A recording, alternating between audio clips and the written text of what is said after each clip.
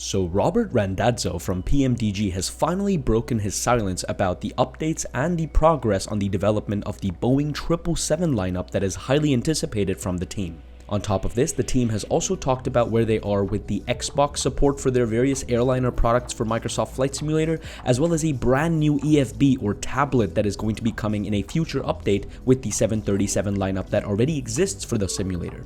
For all of that and much more, stay tuned.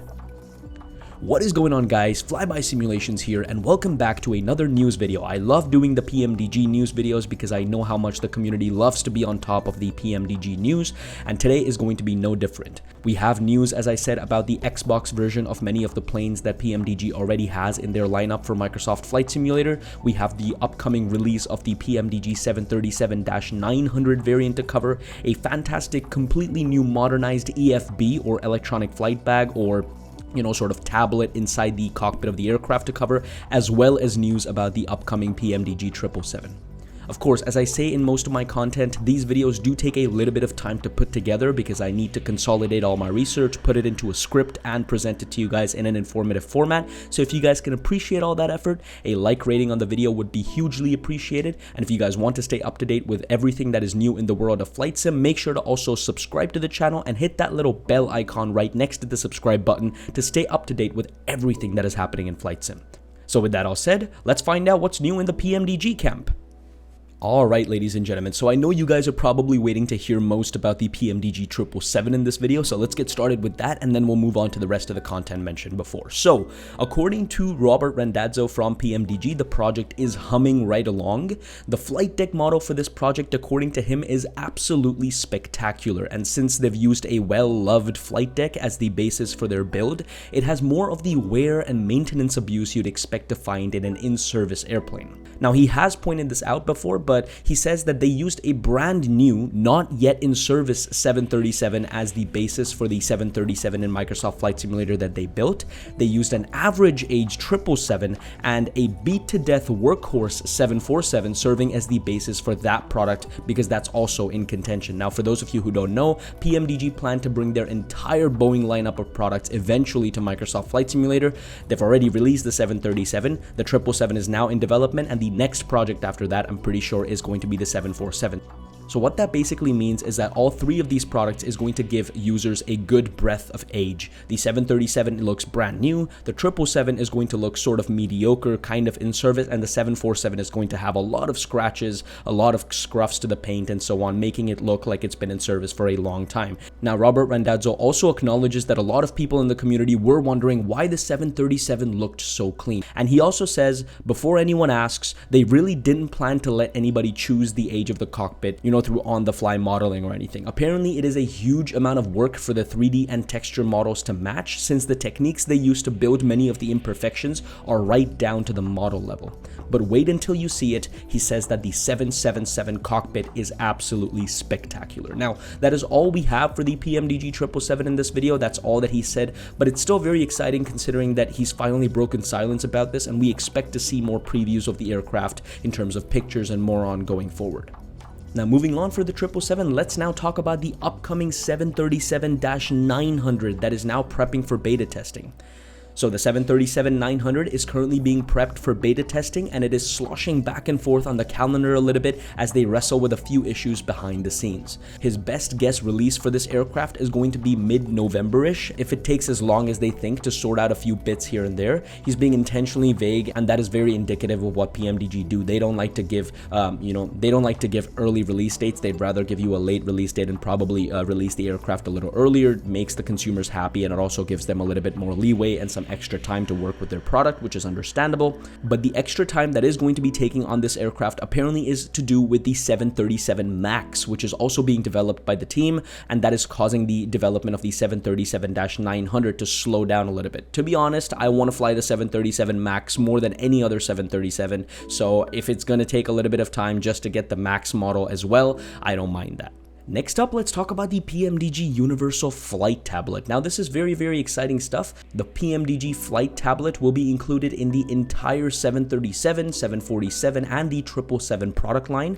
It will serve as a unified base station for a number of Pmdg-centric applications, many of which the team have previously included in their P3D EFBs going back to 2016. This includes everything from performance computations, analysis, weight and balance, etc. And knowing Pmdg, they're probably going to do a very stand-up job with these things because they like to, focus on the minutiae and the attention to detail and so on.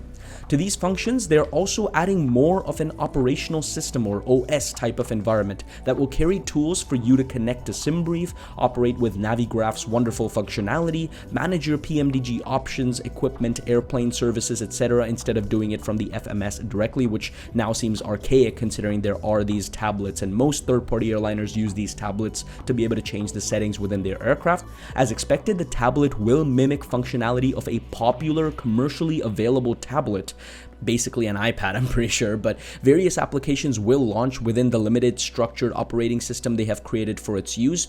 Pretty exciting stuff. Pmdg is going to be going above and beyond. They're going to try to mimic what the iPad OS looks like without running into any legal trouble, I'm pretty sure, which is going to give you a very realistic experience of flying in an airliner with many of the various different airlines that use these cockpit configurations with the iPads.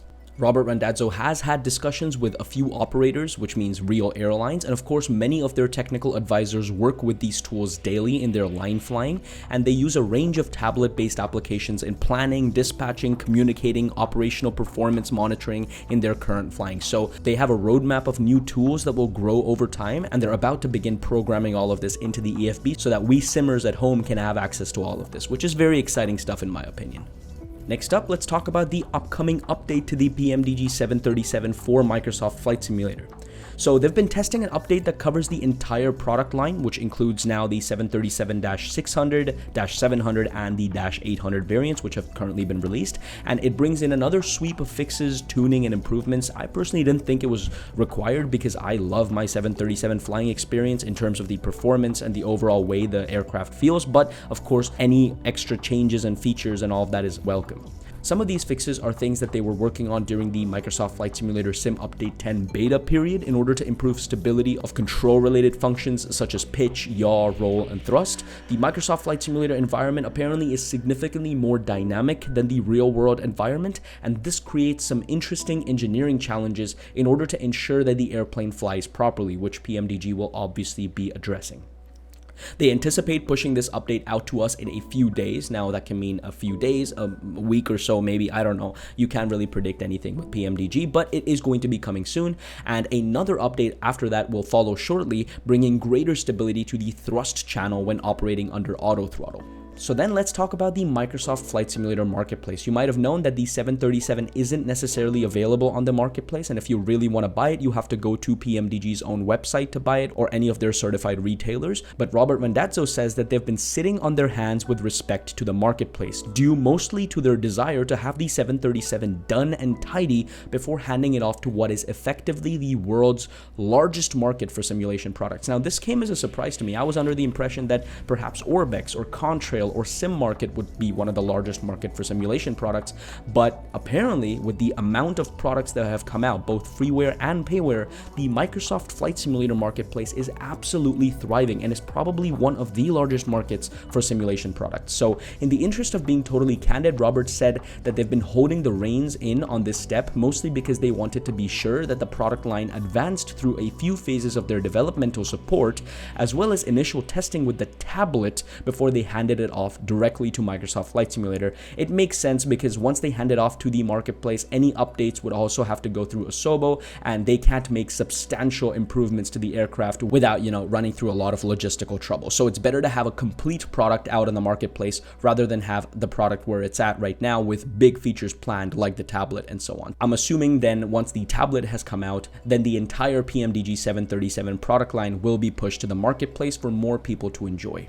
So then, speaking of the marketplace, where are we with Xbox? So they've read in some snippets from Asobo and Microsoft that they're still working on compatibility for C++/WASM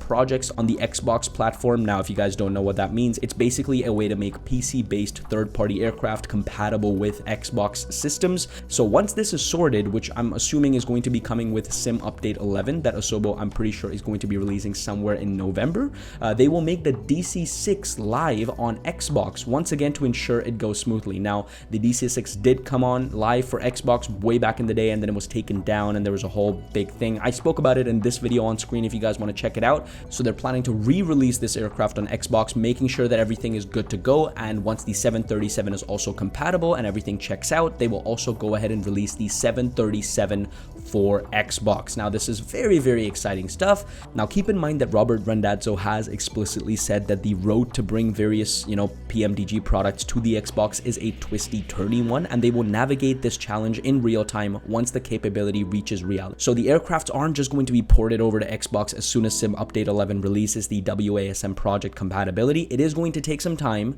Let's wait for that to happen, but they're definitely looking into it, and that is definitely positive news for you Xbox folks out there. So ladies and gentlemen, that is all we practically had. We didn't even have any main pictures with this update. I mean, this was one that was shared by the team. It's a real life picture of the EFB, and I guess this is what they're going to be modeling the EFB that I spoke about in this video after, so that's good news. However, I think we expect to see more content. Robert Randazzo has explicitly said you will be hearing from me a bit more regularly now, which is good. I guess more 777 updates and more of that to come. So if you guys want to stay up to date with all of that, leave a like on this video, subscribe to the channel, and also hit that little bell icon for more content. I hope to be able to bring this content to you guys out as soon as I hear it on my end, and to keep the community up to date as best as possible. If you guys have any other thoughts about what PMDG is doing, leave it in the comment section below, and I will see you guys later. Thanks for flying by.